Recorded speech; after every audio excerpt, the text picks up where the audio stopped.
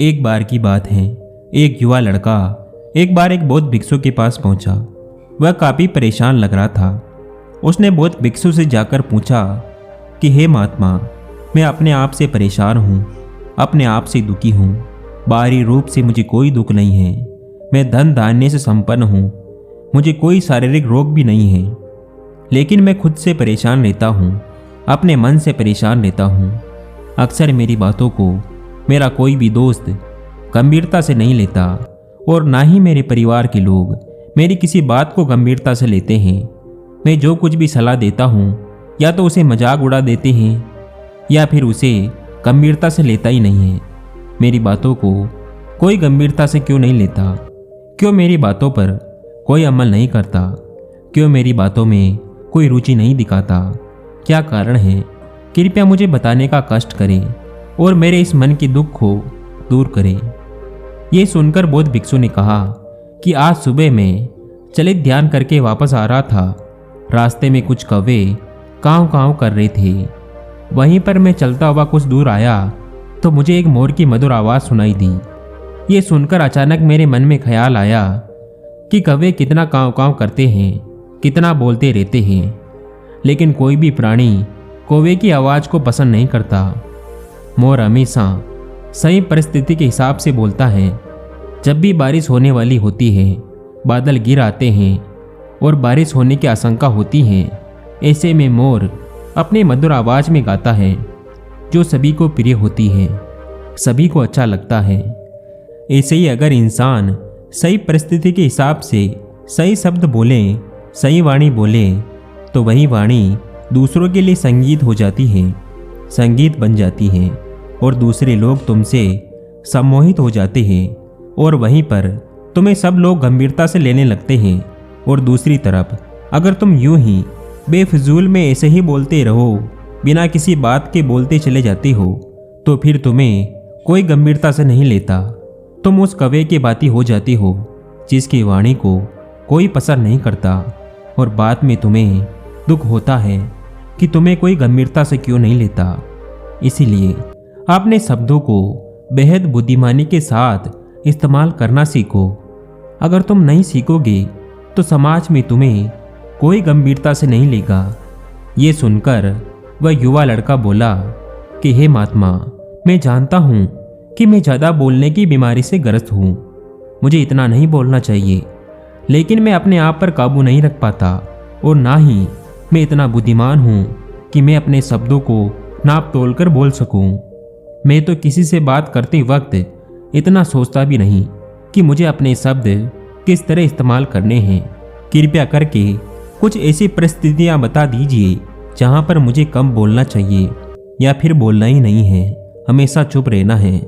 अगर आप मेरा ऐसे मार्गदर्शन कर सकते हैं तो मेरा जीवन आसान हो जाएगा और मुझे ज़्यादा दिमाग या अपनी बुद्धि लगाने की भी ज़रूरत नहीं पड़ेगी। ये सुनकर बौद्ध भिक्षु ने मुस्कुराते हुए कहा कि हे बंते, वैसे तो इंसान को हर परिस्थितियों में सोच समझकर ही बोलना चाहिए, लेकिन अगर वह हमेशा होश में नहीं रह पाता है, ध्यान में नहीं रह पाता है, तो मैं तुम्हारे दैनिक जीवन की कुछ ऐसी परिस्थितियां बता रहा हूँ जहाँ पर तुम्हें हमेशा चुप रहना है। अगर तुम ऐसी जगहों पर कुछ बोलोगे तो तुम्हारा अपमान ही होगा या फिर तुम्हें कोई गंभीरता से नहीं लेगा। सबसे पहली जगह या यूँ कहें वह परिस्थिति जहाँ पर इंसान को हमेशा चुप रहना चाहिए, वह है जब किसी ऐसे विषय के बारे में बातचीत हो रही हो जिसके बारे में आपको कोई जानकारी नहीं है। तो ऐसी स्थिति में व्यर्थ में बीच में टांग अड़ाना, अपना ज्ञान देना व्यर्थ का ज्ञान है। आपको कुछ पता ही नहीं है, लेकिन फिर भी आप अपना ज्ञान देने के लिए उत्सुक हैं, तो ऐसी जगह पर आपका अपमान ही होगा। जरा तुम खुद सोचो, जब कोई बीमार आदमी अपनी बीमारी के बारे में चर्चा कर रहा हो और आपको औषधियों के बारे में ज्ञान भी नहीं है, लेकिन फिर भी आप व्यर्थ में बेकार में उसे ऐसी ऐसी औषधियाँ बता रहे हो जिसका उसकी बीमारी से कोई तालमेल नहीं है, तो आप ऐसे में आप अपनी प्रतिष्ठा अपने हाथों से गंवा रहे हो और आपको पता भी नहीं होता। ऐसी परिस्थितियों में आदमी को हमेशा सुनना चाहिए। ध्यान से सुनना भी एक कला होती है। अगर आप सुनने का दिखावा करोगे तो कहीं ना कहीं सामने वाले आदमी को ये एहसास हो जाता है कि ये मेरी बात को पूरे ध्यान से नहीं सुन रहा। इसलिए जब आपको किसी विषय के बारे में पूरी तरह से जानकारी ना हो तो वहाँ पर केवल अपने कान लगाना ही सबसे ज़्यादा महत्वपूर्ण होता है, ज़्यादा ज़रूरी होता है।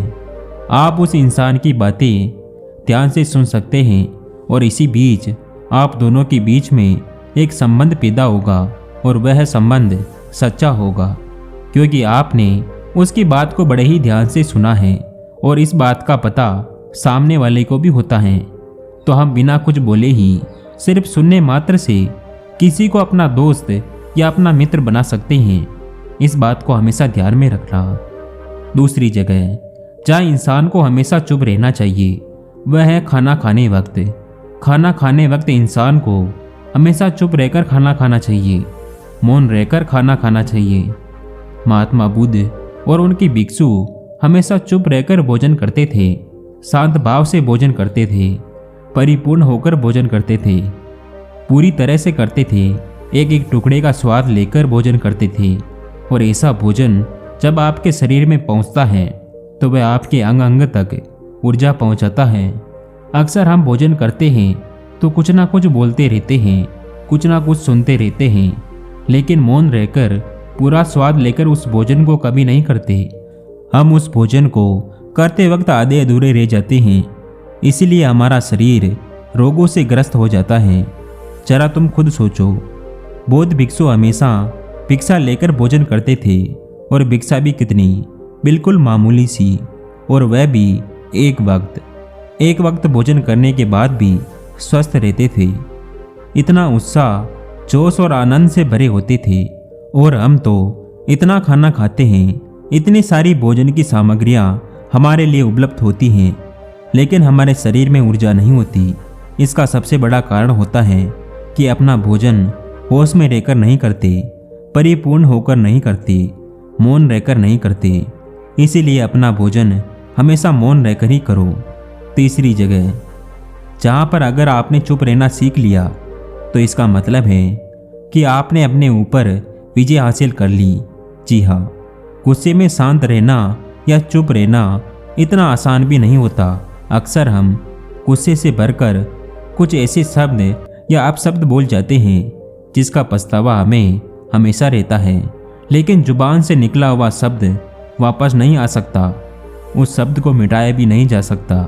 वह शब्द जिंदगी भर हमारे दामन से जुड़ जाता है और गुस्से में बोला गया अपशब्द हमारे चित्त को समय समय पर बेचैन करता है, दुखी करता रहता है।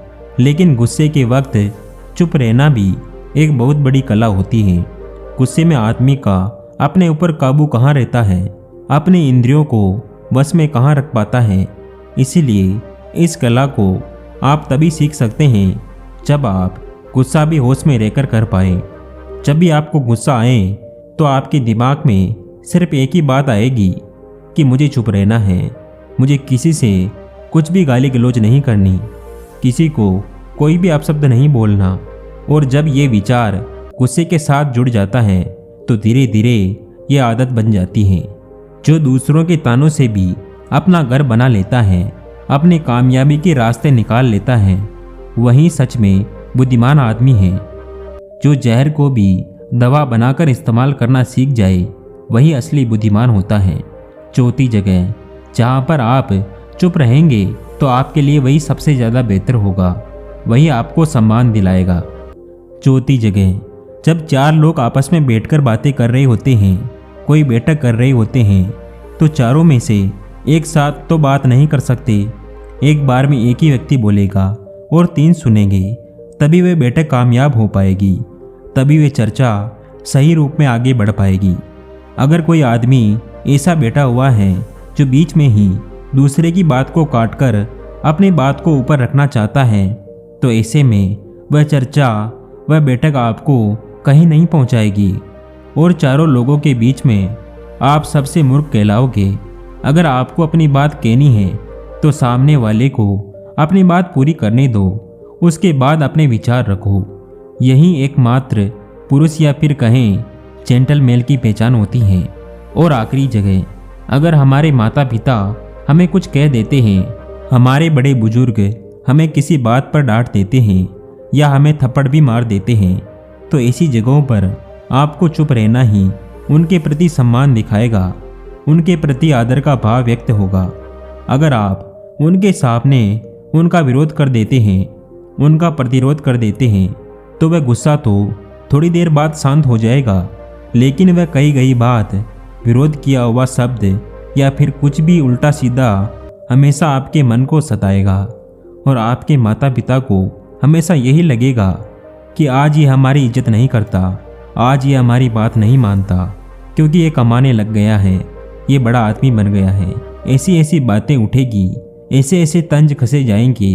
इसलिए ऐसी जगहों पर आप मौन रहे, चुप रहे, कुछ मत बोलिए, अपने गुस्से को अपने अंदर ही पी लीजिए, आपका मन अपने आप शांत हो जाएगा। आखिर में बौद्ध भिक्षु ने अपनी बात को खत्म करते हुए कहा कि कम शब्दों में अपनी भावनाओं को उतारना सीखो। शब्द हथियार की तरह होते हैं, बोलो तो होश में बोलो, ध्यान में बोलो, जीवन शैली ऐसी बनाओ कि आप जब भी बोलो पूरे होश में रहकर बोलो, पूरे आनंद के साथ बोलो, पूरे प्रेम के साथ बोलो। ऐसी वाणी बोलो जो दूसरों के दिल को ठंडक पहुंचाती हो, दूसरे के मन को शांत करती हो, और वह तभी संभव हो पाएगा जब आप प्रतिपल होश में रहकर बोलेंगे। इसके बाद वह युवा लड़का बौद्ध भिक्षु के सामने नतमस्तक हो गया और उनको प्रणाम करते हुए अपने घर वापस लौट गया। तो दोस्तों, आशा करता हूँ ये कहानी आपको अच्छी लगी होगी। अगर आपको ये कहानी अच्छी लगी हो तो हमें कमेंट करके ज़रूर बताएं और ऐसी कहानियाँ सुनने के लिए इस चैनल को ज़रूर सब्सक्राइब करें।